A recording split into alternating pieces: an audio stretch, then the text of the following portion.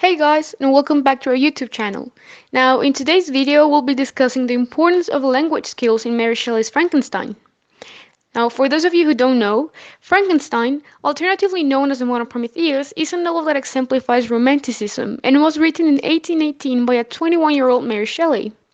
Merging the genres of horror and science fiction, Shelley offers deep commentary on not only the rapid English industrialization of the first half of the 19th century, but also on society's seemingly decaying humanity and the politic tendencies Europe had adopted while trying to figure out the transition from revolutions to reformations. Throughout the entire novel, the theme of belonging is explored, and multiple characters' humanity is questioned in the process. This is because, to Shelley, the main key to belonging anywhere and forming communities is communication, which, simultaneously, dwells on language itself. Whoever is unable to communicate will never be understood, and therefore will never belong. The story starts with a retelling of Victor Frankenstein's childhood. The man reveals he comes from a nurturing and kind home, yet he only ever seemed to be close to two people. Victor, despite being a young and privileged man, is prone to lonesomeness, which is enhanced when he becomes enraptured with the spark of life. At age 17, Victor decides to leave his family home to pursue his project of creating life. A young Frankenstein dreams of surpassing all scientists before him. However, he shows consternation at being on his own in a totally new city, far from people who care for him. Victor's worries are soothed when he befriends a man that encourages him to pursue his scientific endeavors, and the problem with solitude seems to be solved. But this soon proves to be counterproductive, and a big turning point in the story when Victor's knowledge gets so out of hand that he considers leaving Ingolstadt because there's literally nothing left for him to learn there. When he eventually figures out the secret of life, correspondence with his father and siblings stops, and his health starts worsening because he gets too caught up in his project. Victor, blinded by his ambition, forgets to keep in touch with the people who care about him. His selfishness makes him forget about talking to those around him, which leaves him alone. Matter grows worse when Frankenstein's project actually succeeds. His dreams of grandeur are quickly shattered when he sees the hideousness of his creation, and he becomes sick with fear. Realizing he's responsible for an actual monster, Victor abandons his creation and flees. While he's off being sick and tended to by an old friend, the monster tries to seek refuge in the town itself, where he's faced with rejection and persecution due to his ugliness and inability to speak and explain his situation. The monster's a 2-meter tall being with the brain of a newborn, and so far, all he's learned has been hurt and hatred. Once Frankenstein recovers, he goes back to college to introduce his old friend to his professors. At the time, the shame and guilt of what he's done start to sink in, and the reader truly feels sorry for him, for they both know Victor will never resume his studies. However, and as the story progresses, the empathy previously felt for the young man shifts towards the monster instead, who found the family's barn and hid there without them knowing. Eventually, the monster tries to talk to the family's blind father, who in turn hears him out and welcomes him. He feels happy and loved, but the rest of the family soon sees him and kicks him out of the farm with scornful expressions. The monster then learns his good and selfless deeds weren't appreciated, and despite having been shown to be a sensitive character, he turns cruel. The monster kidnaps a young boy in the forest in order to have a friend, but the father finds them and it is revealed he is Victor's brother.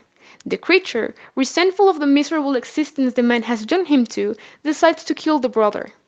The reader may find the actions cruel and horrendous at first, given the monster hasn't mastered speech and is unable to explain himself.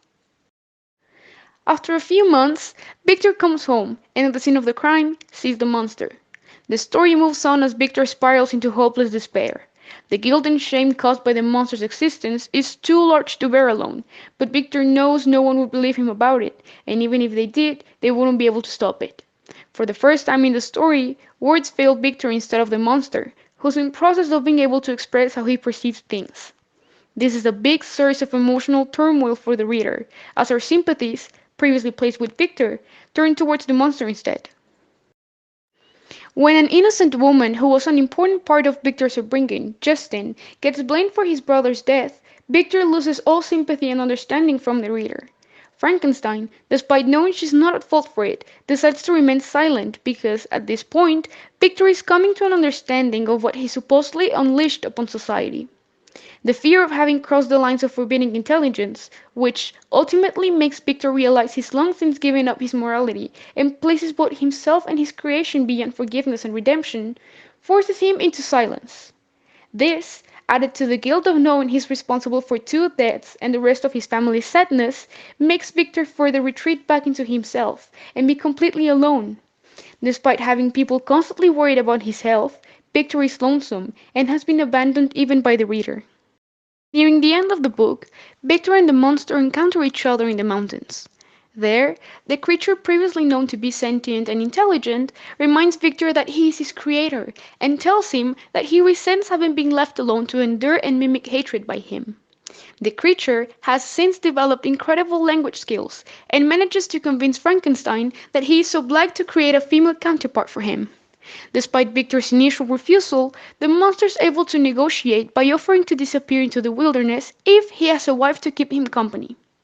It seems as if the monster has gained the ability to speak that Victor himself lost throughout the book, and this can be understood as a metaphor to Victor's dehumanization in the novel. The monster gains the reader's sympathy, while his creator becomes the true monster for being afraid of the consequences of his decisions. But while Victor loses his humanity, this doesn't render him any less of a human, because he's still accepted by his family. Even though the monster's actions are understandable at the end of the novel, neither his nor Victor's are excusable. Victor is inherently human, but his own morality and inability to express himself turn him into a strange and lonesome creature. The monster, though made out of human body parts, is explicitly not human. This is Shelley trying to express how, in a political system, certain social groups have boundaries, which may only be overcome by our ability to communicate and force those outside our circle to belong. The monster can speak, think, and feel just the way humans are expected to, but he will never fit in because he isn't born naturalized within the community, nor is anyone within it trying to include him. In the end, it is the pointed differences between the creature and creator what make it so hard to know what to make out of them. Victor isn't given the option of living away from people, and the monster refuses to go without bargaining first. They, both different sides of one ugly, terrible coin, are unable to escape each other's presence unless they reach a solution and figure out how to exist together in the same world. In conclusion, Frankenstein is perhaps one of the best literary works in history and argues terrifically well the role language plays in making us human. Communication can't be reached without language, which helps us find a middle ground for our differences and brings us closer. Those who are unable to communicate properly are, often sadly, outsiders.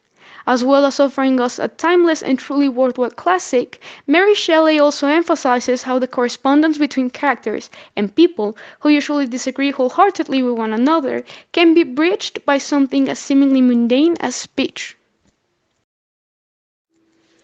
Anyway, that's it for today's video. So without further ado, make sure to hit that like button if you liked it, and see you next time. Goodbye!